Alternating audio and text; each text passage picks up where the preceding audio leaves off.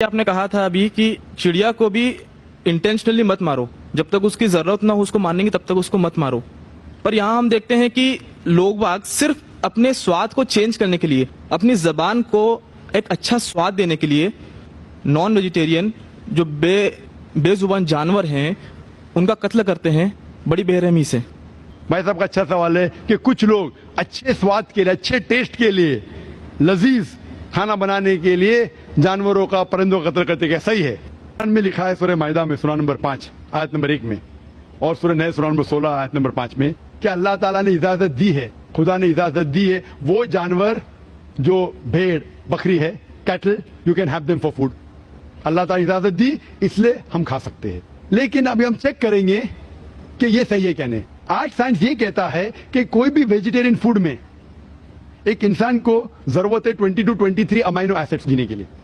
उसमें से 8 essential amino acids है जो अपने जिस्म में नहीं बनते, हमारे फूड में होना जरूरी है, हमारे खाने में होना जरूरी है। इसे कहते हैं 8 एसेंशियल अमाइनो एसिड्स। आज की साइंस ये कहती कोई भी वेजिटेरियन फूड नहीं है, कोई भी भाजीपाला नहीं है जिसमें सारे 8 अमाइनो एसिड्स है। Non veg food is a good source of protein. और एक बात आज साइंस ये कहती है कि the non veg food is more nutritious. और आप देखेंगे कि जो भी जानवर है जो घास फूस खाते हैं, हर्बिवोरस एनिमल, उनके दांत को आप देखेंगे, उनके दांत चपटे हैं, हर्बिवोरस सेट ऑफ टीथ। जब आप देखेंगे कार्निवोरस एनिमल, जो जानवर है जो गोश्त खाते हैं, लायन, टाइगर, लेपर्ड, उनके पास नोकीली दांत है, कार्निवोरस सेट ऑफ टीथ। जब आप अपने आप को देखेंगे आईने में, इंसान अगर आईने में देखिएगा कि इंसान के पास चपटे दांत भी है, नोकीले दांत भी है, हर्बिवोरस भी, कार्निवोरस है। We have omnivorous set of teeth. अगर खुदा चाहता कि हम सिर्फ घास खाए और वेजिटेबल्स खाए तो अल्लाह नोकीले दांत क्यों दिए? नॉन वेज खाने के लिए।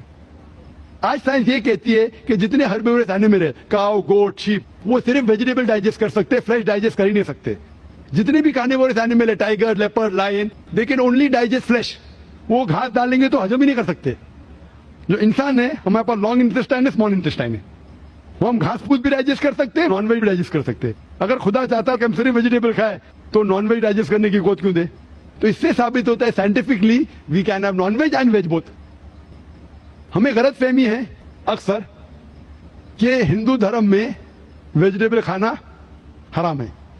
मैं अभी कह चुका हूं, Manusmriti chapter number 5 verse number 30 में, चैप्टर नंबर 5 वर्स नंबर 30 में कहा गया मनुस्मृति में कि खुदा ने कुछ जानवर बनाए खाने के लिए और कुछ खुराक बनने के लिए। अगर खुराक बनने वाले जानवर खा जाते खाने वाले जानवर के जरिए तो ये गुनाह नहीं है। आगे लिखा है Manusmriti chapter number 5 shloka number 30 में कि अगर आप खाने वाले जानवर खाते हैं तो गुनाह नहीं है।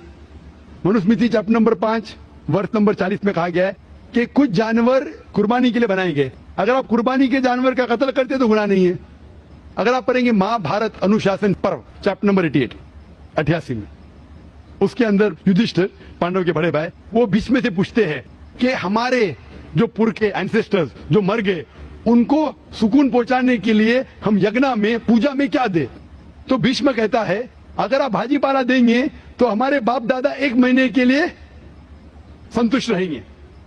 अगर आप मछली देंगे 2 महीना, अगर गोश्त देंगे 3 महीना, अगर आप रैबिट, खरगोश देंगे 4 महीना, अगर बकरी देंगे तो 5 महीना, अगर आप सुअर देंगे 6 महीना, अगर आप परिंदे देंगे 7 महीना, अगर डियर देंगे, हिरन 8 महीना। और ये पूरा मेन्यू है, लंबा मेन्यू है।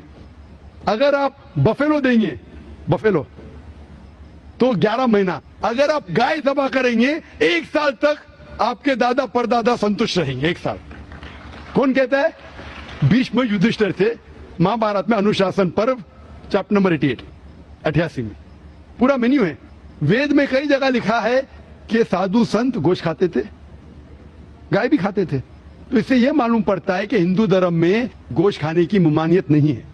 लेकिन कुछ मजहब है जो कहते हैं कि जीवित को नहीं मानना चाहिए, मिसाल के तौर पर जैनिज्म एक्सेट्रा, और वो ये प्रचार करते हैं कि कोई भी जानवर का कत्ल नहीं करना चाहिए, इसीलिए गोश्त खाना हराम है।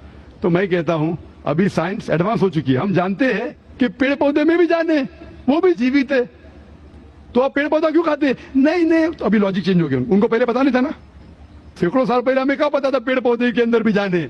वो लॉजिक उस टाइम सही थी, अभी साइंस बढ़ गई तो उनकी लॉजिक बदल गई। अभी कहते नहीं दाखिर भाई, पेड़ पौधे पे जान नहीं चलेगा, लेकिन पेड़ पौधे को दर्द नहीं होता, जानवर को दर्द होता है। पेड़ पौधे जीवित है लेकिन दर्द नहीं होता, इसीलिए पेड़ पौधे खा सकते।